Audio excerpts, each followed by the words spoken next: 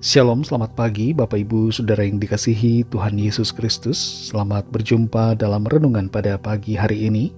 Doa dan harapan saya saudara semua ada dalam keadaan yang baik, sehat, penuh sukacita, dan berlimpah berkat Tuhan. Sebelum kita mendengarkan renungan firman Tuhan, mari kita berdoa.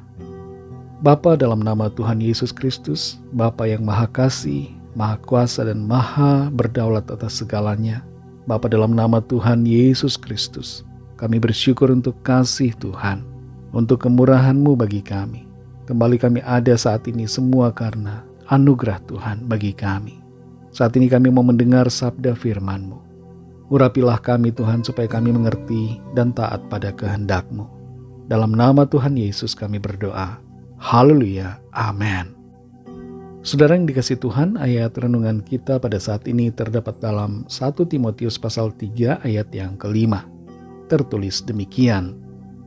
Jikalau seorang tidak tahu mengepalai keluarganya sendiri, bagaimanakah ia dapat mengurus jemaat Allah?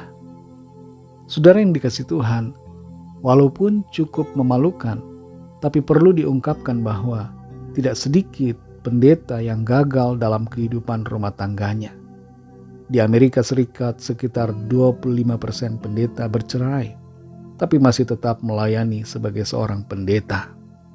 Di Eropa, beberapa denominasi seakan menganggap profesi pendeta sebagai pekerjaan biasa, seperti pekerjaan lainnya, sehingga tidak begitu memperhatikan bagaimana kehidupan rumah tangga sang pendeta.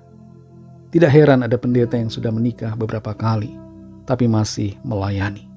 Dan bahkan ada yang penyuka sesama jenis, tapi juga melayani jemaat. Memang di akhir zaman ini akan ada banyak penyesatan. Dan kita tidak usah heran bila penyesatan itu terjadi dari dalam gereja.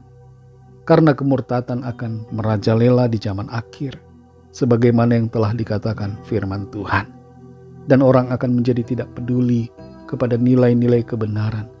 Kasih kebanyakan orang akan menjadi dingin, dan banyak orang akan kompromi dengan dosa. Dalam 1 Timotius 3 ayat 5 ini dikatakan, jikalau seorang tidak tahu mengepalai keluarganya sendiri, bagaimanakah ia dapat mengurus jemaat Allah? Yang terutama dan pertama, yang harus kita prioritaskan adalah keluarga kita pribadi masing-masing. Sebelum kita keluar melayani orang lain, kita harus bisa melayani keluarga kita. Kita harus bisa menjadi teladan dan contoh bagi keluarga kita sendiri. Dan kita dapat menjadi imam bagi keluarga.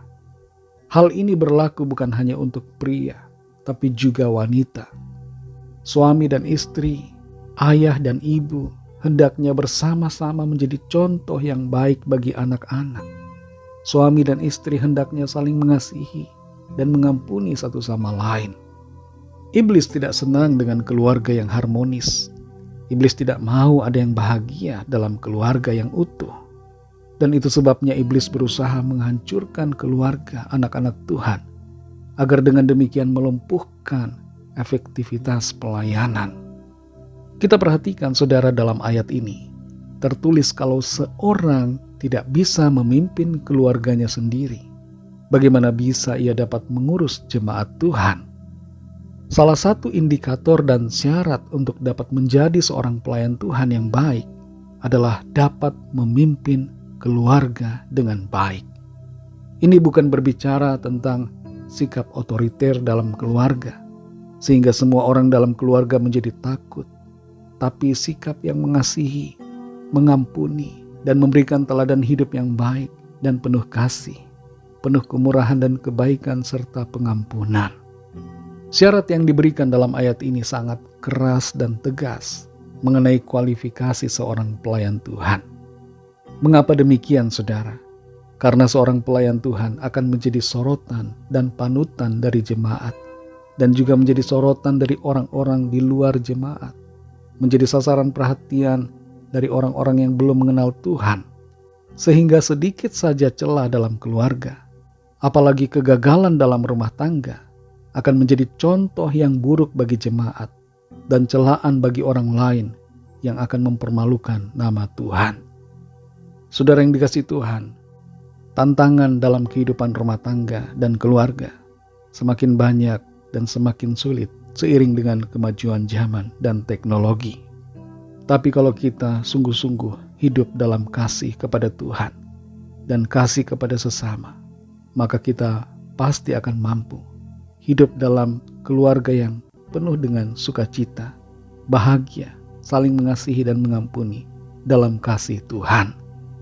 Mari kasihi Tuhan dan kasihi keluarga kita. Layani Tuhan dan layani keluarga kita. Jagalah kehidupan keluarga kita agar senantiasa baik dan penuh dengan kasih di dalam Tuhan. Konflik dan kesalahpahaman tentu saja bisa ada, tapi selesaikan itu dengan kasih, saling menerima, saling menghargai, dan mengampuni. Biarlah kehidupan keluarga kita semuanya ada dalam keadaan yang baik, sehingga kita dapat dengan lebih efektif melayani Tuhan dan memuliakan nama-Nya. Mari kita berdoa. Terima kasih Bapa Surgawi, Bapa dalam nama Tuhan Yesus, kami bersyukur untuk firman-Mu yang sudah kami dengar pada saat ini. Firman-Mu yang mengingatkan kami agar kami melayani keluarga kami. Tidak melupakan keluarga yang Tuhan percayakan, tapi melayaninya dengan kasih, memberikan teladan hidup yang baik. Bahkan bersama dengan keluarga kami melayani Tuhan. Tolong kami selalu ya Tuhan. Pimpin kami ya Roh Kudus, supaya kehidupan kami dan keluarga kami senantiasa ada dalam kesatuan, ada dalam kasih, saling menerima, saling menghargai, dan saling mengampuni. Sehingga dengan demikian kami dapat melayani orang-orang lain dengan penuh kemerdekaan dan memberikan contoh kesaksian yang baik bagi hormat kemuliaan nama Tuhan. Saat ini kami berdoa, mohon pimpinan Tuhan atas segala aktivitas kami di hari ini. Tuntun kami Roh Kudus, berikan kami hikmat-Mu ya Tuhan, supaya segala keputusan dan tindakan kami menyenangkan hati Tuhan, dan nama Tuhan senantiasa dipermuliakan dalam hidup kami. Kami berdoa mohon lawatan Tuhan, yang sakit mengalami kesembuhan dalam nama Tuhan Yesus, yang lemah dikuatkan, yang susah dihiburkan, yang terikat terbelenggu dosa dan kuasa kegelapan mengalami kelepasan dan kemenangan dalam nama Tuhan Yesus. Dan yang sedang dalam persoalan, pergumulan apapun, pergumulan dalam keuangan, pekerjaan, masalah pasangan hidup, masalah-masalah lainnya, kami berdoa agar Tuhan menyatakan kuasa pertolongan-Mu yang ajaib bagi setiap kami. Ada mujizat Tuhan yang termanifestasikan di dalam kehidupan kami masing-masing. Terima kasih Tuhan. Kami percayakan segala sesuatunya ke dalam tangan kasih-Mu. Kami percaya Tuhan menuntun kami masuk dalam rencana-Mu yang baik, yang indah dan sempurna. Dalam nama Tuhan Yesus Kristus, Tuhan dan Juru Selamat kami sudah berdoa dan mengucap syukur. Haleluya. Mari sama-sama kita berdoa, doa Bapa kami. Bapa kami yang di sorga, dikuduskanlah nama-Mu, datanglah kerajaan-Mu, jadilah kehendak-Mu di bumi seperti di sorga. Berikanlah kami pada hari ini makanan kami yang secukupnya. Dan ampunilah kami akan kesalahan kami, seperti kami juga mengampuni orang yang bersalah kepada kami. Dan janganlah membawa kami ke dalam pencobaan, tetapi lepaskanlah kami daripada yang jahat, karena Engkaulah yang punya kerajaan, dan kuasa dan kemuliaan, sampai selama-lamanya. Amin. Terimalah berkat Tuhan. Tuhan memberkati engkau dan melindungi engkau. Tuhan menyinari engkau dengan wajah-Nya dan memberikan kasih karunia. Tuhan menghadapkan wajah-Nya kepadamu dan memberikan damai sejahtera. Berkat anugerah dari Bapa Surgawi, kasih karunia dari Tuhan Yesus Kristus, dalam persekutuan dengan Roh Kudus, menyertai kita semua, sekarang ini dan sampai selama-lamanya. Dalam berkat nama Tuhan Yesus Kristus. Haleluya. Amin. Puji Tuhan, saudara yang dikasihi Tuhan, saya percaya firman Tuhan menjadi berkat dan kekuatan buat saudara semua, dan Roh Kudus akan menolong saudara untuk lebih lagi memahami kebenaran firman Tuhan. Tuhan Yesus memberkati saudara semua. Sampai jumpa dalam renungan yang berikutnya. Haleluya.